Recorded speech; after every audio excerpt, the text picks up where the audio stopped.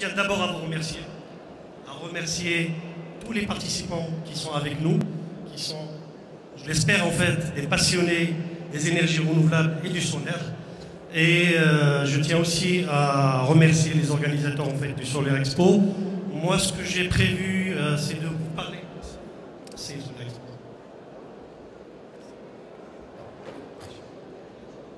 Ce que j'ai prévu en fait, c'est de vous parler un peu du cluster solaire, parce que Mazen, je pense en fait que la majorité des participants la connaissent. Autrement, si vous avez des questions, en fait, on peut y répondre.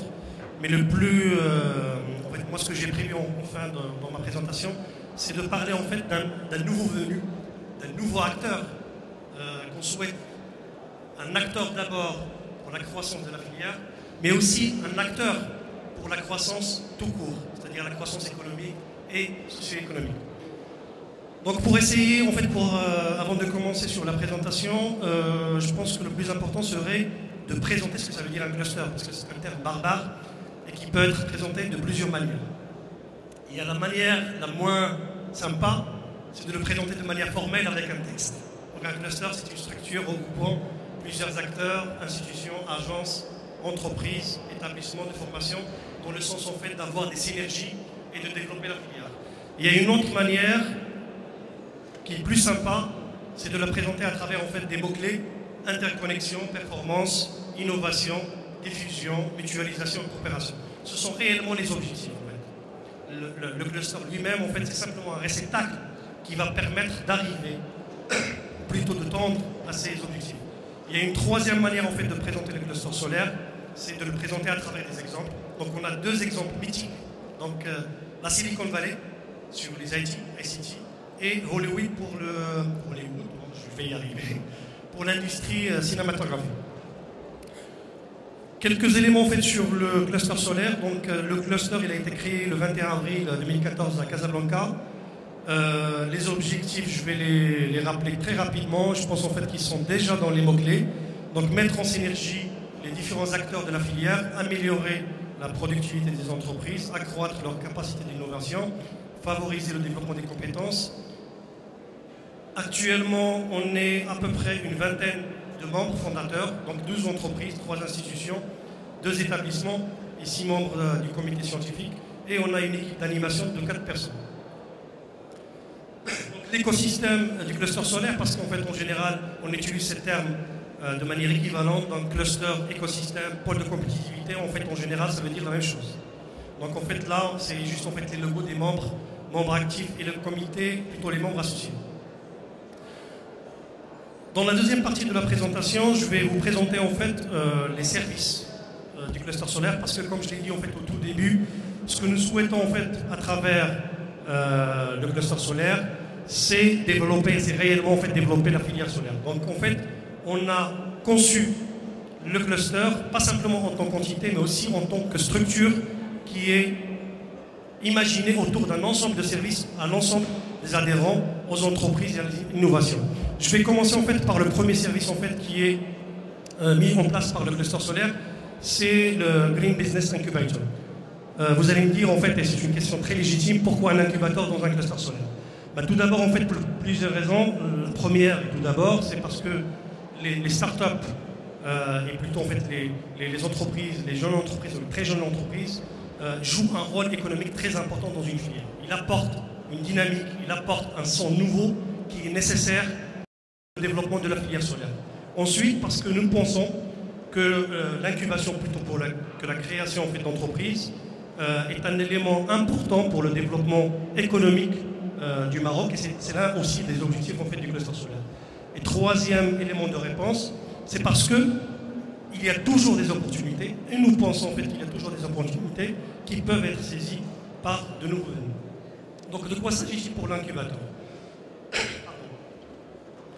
Ce qu'on va essayer en fait dans le cadre de cet incubateur, c'est d'abord d'essayer de lancer des entreprises, de lancer la création d'entreprises. Mais on peut aussi, je vais l'expliquer tout à l'heure, on peut aussi accueillir des entreprises qui sont déjà créées. Donc le processus en fait pour l'incubateur solaire, il s'articule autour de plutôt deux grandes phases, il me semble. Oui, deux grandes phases. Donc la première phase, c'est déjà en fait d'accueillir des gens, de les former, de lisser en fait leurs compétences, leurs connaissances en termes de gestion d'entreprise, en termes de finances, en termes d'administration, pour que la sélection ne se fasse pas sur les connaissances, il se fasse réellement sur le projet. Il y a une deuxième phase où on va sélectionner en fait les futurs incubés pour justement qu'ils soient incubés pour une durée à peu près d'1 année pour créer leur entreprise. Donc là, en fait, c'est simplement un rappel des objectifs, des principaux objectifs en fait de l'incubateur. Donc, comme je l'ai dit, en fait, promouvoir l'innovation, fédérer les compétences, développer la compétitivité du tissu de l'industrie locale. Donc, qu'est-ce qu'offre l'incubateur du cluster solaire? Lorsqu'on avait commencé à discuter il y a quelques mois en fait sur l'incubateur, la première question qu'on a faite, c'est de voir un peu qu'est-ce qui se fait ailleurs, déjà au Maroc et puis après à l'étranger. On peut parfaitement dire aujourd'hui en fait que l'offre Maroc, à ma connaissance, et plutôt à notre connaissance, on a fait un benchmark au niveau national, c'est une offre uniquement de locaux. C'est-à-dire en fait que les incubateurs qui sont actuellement sur la place, ce sont des incubateurs qui offrent simplement un local. Nous pensons en fait, c'est pas, nous avons une notion de l'incubation qui est un peu plus large et qui est un peu plus ambitieuse que simplement offrir un local, un téléphone et un fax et une imprimante. Nous pensons que l'un des services les plus importants que peut offrir un incubateur, c'est l'intégration du porteur de projet dans l'environnement économique et institutionnel. Donc c'est réellement l'axe, plutôt le fil directeur en fait de cet incubateur. L'incubateur, il va offrir aussi un coaching.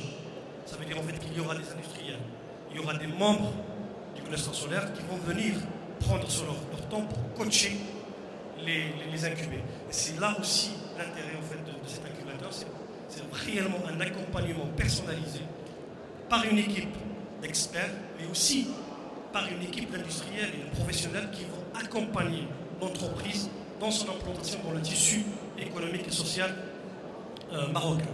Donc là, je pense en fait qu'avec ça, on va offrir un service de qualité pour les porteurs de projets. Bien entendu, l'élément principal, ou plutôt l'élément contraignant, c'est réellement en fait les projets. Est-ce qu'il y a des projets en fait qui sont économiquement viables, qui peuvent se positionner?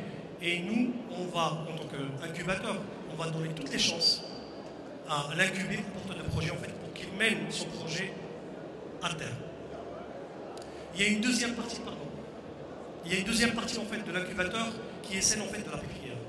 Donc ce qu'on a vu en fait à travers le benchmark qu'on a fait au Maroc et même à l'étranger, c'est que la majorité des incubateurs ils se positionnent sur la phase de pré-création. C'est-à-dire ils accompagnent. Il y en a au Maroc en fait qui accompagnent à travers des locaux. En France et même en Espagne en fait on accompagne même en termes en fait de coaching. Mais la majorité en fait ne vont pas plus loin que la création. Donc une fois que l'entreprise est créée, on lâche le créateur, ou plutôt l'entrepreneur, on le lâche de la nature. Or, il s'avère à travers en fait toutes les statistiques que la période critique dans la création d'entreprise, c'est la période post-création. C'est là où l'entrepreneur a vraiment besoin en fait, d'être accompagné. C'est pour cette raison que nous pensons que le cluster, plutôt que l'incubateur, doit se positionner, doit offrir un service dans ce sens-là. Donc il y aura une pépinière à l'intérieur de l'incubateur qui va offrir des bureaux, donc le BABA, c'est-à-dire en fait les gens qui ont créé à l'intérieur de l'incubateur ou qui ont créé à l'extérieur, parce qu'ils peuvent aussi rejoindre l'incubateur, peuvent venir chez nous. On va leur donner un local, une assistante qui va gérer leurs activités administratives, un téléphone, un fax, des services annexes, mais aussi un service de coaching à travers ce que nous appelons, nous, accompagnement personnalisé. Je pense en fait que le message sur l'incubateur, et en fait, juste une petite information, on va très prochainement en fait lancer l'incubateur. Il y aura un appel à candidature à travers la presse, les grandes écoles d'ingénieurs et les universités qui va être lancé très prochainement, je pense en fait dans les 3 prochaines semaines. Là en fait, c'est juste en fait un rappel du processus et des services de l'incubateur. Le deuxième service, vous allez voir en fait dans la conception des services en fait, du cluster, ce qu'on a essayé de faire, c'est d'adresser le cycle de vie de l'entreprise. Là, on était en amont, avant la création d'entreprise. Là, on se positionne en aval, c'est-à-dire on a conçu un service pour les PME et les TPE. Donc, une fois que les entreprises sont créées, ou qui sont déjà créées en fait, en fait, ce sont des entreprises nationales, on a voulu, à travers ce dispositif, les accompagner. Leur apporter le soutien nécessaire justement pour se développer. Donc c'est ce qu'on appelle le fast track to market. De quoi s'agit-il? Le fast track to market, en fait, est parti de l'idée économique que lorsqu'on est sur un secteur naissant, on souffre de barrières à l'entrée. Les barrières à l'entrée, ils peuvent être économiques, ils peuvent être techniques, ils peuvent être financiers. Donc nous, ce que nous avons choisi d'adresser dans le cadre de ce dispositif, c'est juste la subvention, c'est-à-dire le dispositif qui va apporter un apport financier pour le projet de l'entreprise, mais aussi un accompagnement technique pour essayer d'apporter une solution aux problématiques techniques qui sont liées au projet. Je dois signaler en fait que le projet, ça ne veut pas dire en fait que le projet, ou plutôt que le dispositif, il va accompagner ou plutôt il va financer des projets qui sont non viables.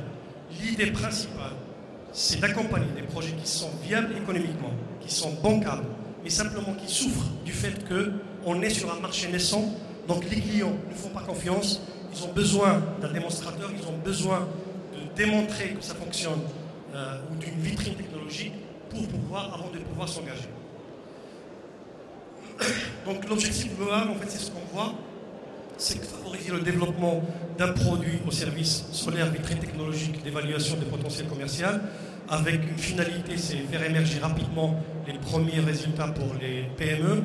Donc ça, en fait, l'idée, c'est aussi c'est avoir des petites victoires. C'est-à-dire, en fait, qu'aujourd'hui, si on a une entreprise qui va offrir un service dans le domaine du solaire ou technologie verte de manière plus globale, ça va encourager d'autres entreprises à développer des équipements et des services, ça va encourager d'autres clients, ça va déclencher d'autres clients à adresser en fait une demande qui va dynamiser justement le marché.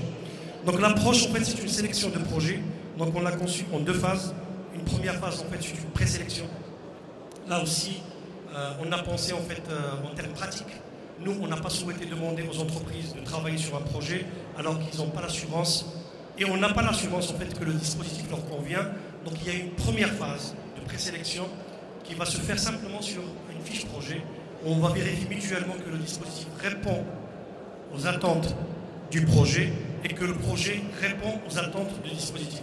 À l'issue de cette phase de présélection, lorsque le projet est présélectionné, on lui demande en fait d'affiner son projet techniquement, économiquement, financièrement, de telle manière à ce qu'on puisse le sélectionner et lui octroyer la subvention. Donc la subvention, elle est à hauteur de 500 000 dirhams. En fait, le chiffre que vous voyez ici, c'est un chiffre ancien parce qu'on a testé le processus en fait en 2014 et le chiffre était de 300 000 dirhams.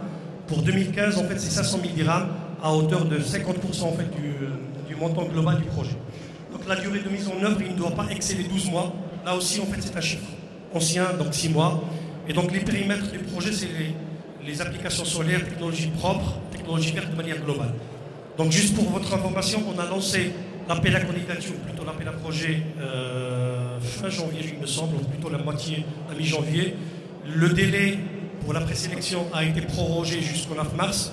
Donc les entreprises ont jusqu'au 9 mars pour postuler pour cet appel à projet. Donc ici, en fait, c'est juste en fait le process, je pense que j'ai déjà parlé de ça. Donc en fait, quelques éléments sur les deux projets qu'on a soutenus dans le cadre de la phase pilote. Comme je l'ai dit, en fait, on avait commencé une première phase pilote en 2014 pour essayer de voir comment on peut implémenter ce genre de dispositif. Donc l'idée, c'était quoi? C'était de partir en fait de 2 exemples, 3 exemples, et de voir quelles sont les problématiques réellement, comment on peut concevoir, comment on peut améliorer. Donc on a lancé un processus restreint en 2014 et qui a mené au choix de 2 projets. Donc le premier projet, c'est un projet d'un développement d'un village solaire. Donc c'est une électrification d'un village solaire, mais avec tout ce qui est nécessaire en termes énergétiques. Donc le projet, il alimente le village avec de l'eau chaude. Il y aura une pompe électrique qui fonctionne sur l'énergie solaire pour alimenter le village en eau. Il y aura un hammam qui sera alimenté en fait par de l'eau chaude. Il y aura de l'électricité. Donc c'est réellement un projet intégré. Donc comme vous l'avez compris, si vous ne l'avez pas compris, on est là pour vous le rappeler, ce genre de projet-là, il est principalement destiné aux zones qui ne sont pas raccordées au réseau. Il y en a très peu au Maroc, mais il y a un marché très important en Afrique. Les chiffres en fait, qui ont été avancés par notre ami tout à l'heure, Seriata, et par Madame la représentante des Nations Unies. Ils sont là pour nous le rappeler. Il y a un réel besoin en termes d'électrification, en termes de besoins énergétiques en Afrique subsaharienne. Donc ce genre de projet, et c'est là la réalité en fait, pourquoi on l'a choisi, c'était en fait dans une optique en fait de développement à l'étranger. Le deuxième projet, c'est le projet en fait qui est pour la COPAC. COPAC en fait c'est Jaouda, en fait c'est le lait. C'est un industriel en fait qui fabrique du lait. Donc le deuxième projet, en fait, l'entreprise en fait qui est bénéficiaire, il est au cluster. Donc vous pouvez la contacter tout à l'heure.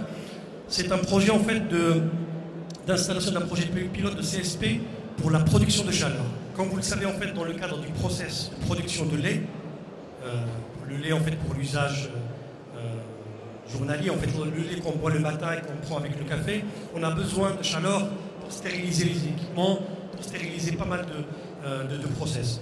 Et donc la COPAC elle utilise pas mal de produits fossiles, principalement le gasoil et le gaz, pour produire cette chaleur.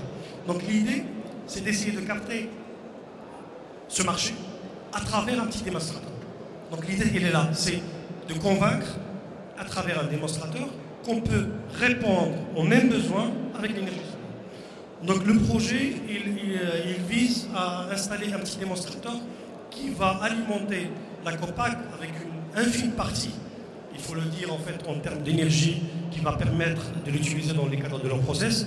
Mais ce qu'on a convenu dans le cadre en fait du partenariat, c'est que si le projet réussit, et je n'ai aucun doute en fait que ça va réussir, il y aura très probablement en fait un élargissement vers ça. Et en fait l'idée derrière ce projet, c'est pas simplement la COPAC. La COPAC c'est un des industriels. Et on a au minimum une vingtaine d'industriels de la même nature qui ont les mêmes projets. Il y a les cimenteries, il y a pas mal d'industriels en fait, la papeterie qui utilise la chaleur et sur lesquels on peut se positionner en tant qu'entreprise. Donc c'est ça réellement l'idée pourquoi le comité de sélection a choisi ce projet. Le deuxième service, plutôt le troisième service en fait que l'incubateur a mis en place, là c'est un service, comme je l'ai dit, en fait l'incubateur c'est en amont de la création, Fast Track to Market c'est pour les PME TPE, là c'est un service transverse. C'est quoi l'idée? C'est de répondre aux besoins, toujours dans l'optique, dans la volonté en fait de développer la filière, de répondre à leurs besoins en matière de conseil aux entreprises, principalement les PME. On est parti du besoin qui est le suivant. Une PME n'a pas les moyens de prendre un consultant technique pour résoudre une problématique technique. Il n'a pas les moyens pour prendre un consultant, un prestataire, pour développer une stratégie de communication. Il n'a pas les moyens pour définir une étude de positionnement sur un marché africain. Donc l'idée c'est quoi? Il adhère au cluster justement pour vaincre ces handicaps liés au fait qu'il est seul. Et donc nous, ce qu'on lui offre en tant que cluster, c'est justement un service dans ce sens. Ça veut dire que le cluster, bien entendu, on ne va pas répondre de manière ponctuelle. C'est un groupe d'entreprises. On peut mettre à leur disposition un ensemble de services en fait, qui vont de services techniques jusqu'au service en fait, de marketing, communication. Donc là, en fait, c'est une illustration de ce que je disais. En fait, c'est mise en place d'un service de conseil d'accompagnement aux PME permettant de traiter leurs problématiques sur la base d'un diagnostic et de leur proposer des solutions et des recommandations. Comme d'habitude, en fait, à chaque fois qu'on souhaite mettre un nouveau service au cluster, on commence par une phase pilote. Donc on a déjà mené une première phase pilote qui a permis à 8 entreprises d'être préparées à la certification QHSE. Je pense en fait qu'on va les voir derrière. Donc là, c'est le processus, plutôt le process de mise en place en fait des services, parce qu'il ne s'agit pas en fait de mettre des services de manière top-down, il s'agit de répondre à des besoins.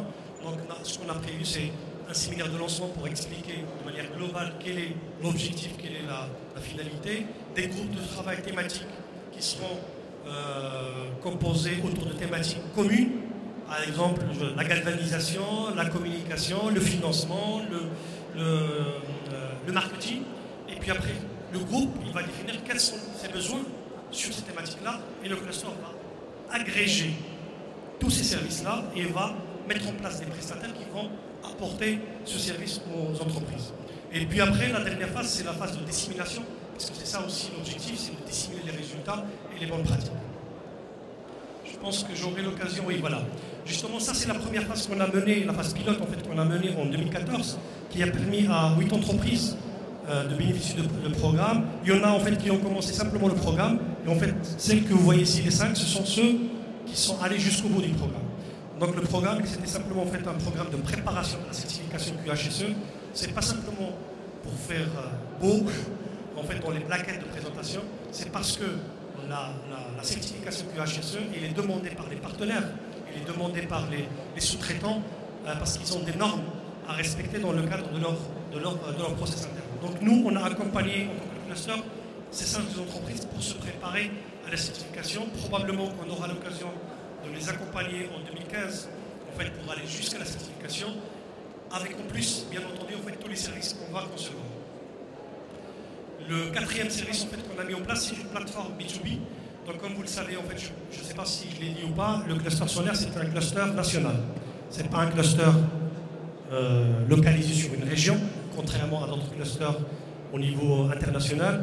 Pourquoi? Parce qu'on pense en fait qu'on a besoin d'une taille critique, et cette taille critique, on peut l'avoir qu'au niveau national.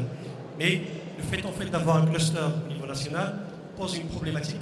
Comment les membres vont dialoguer avec eux? Donc justement, pour apporter une solution, on a développé une plateforme B2B. C'est une plateforme informatique, Rock and Green Business Network, qui va permettre aux entreprises adhérentes au cluster de dialoguer, de communiquer, de partager des documents, de partager des opportunités, justement pour aller au-delà en fait, de cette contrainte géographique. Donc c'est un système informatique en fait, qu'on a développé, qui est actuellement disponible. Il y a à peu près en fait, 200 entreprises qui se sont inscrites en fait, dans le cadre de ce réseau. Il est en train d'être achevé, il est fonctionnel, mais simplement en fait, on a demandé aux entreprises, chaque entreprise doit faire une petite plaquette de présentation qui sera visible pour tout le monde.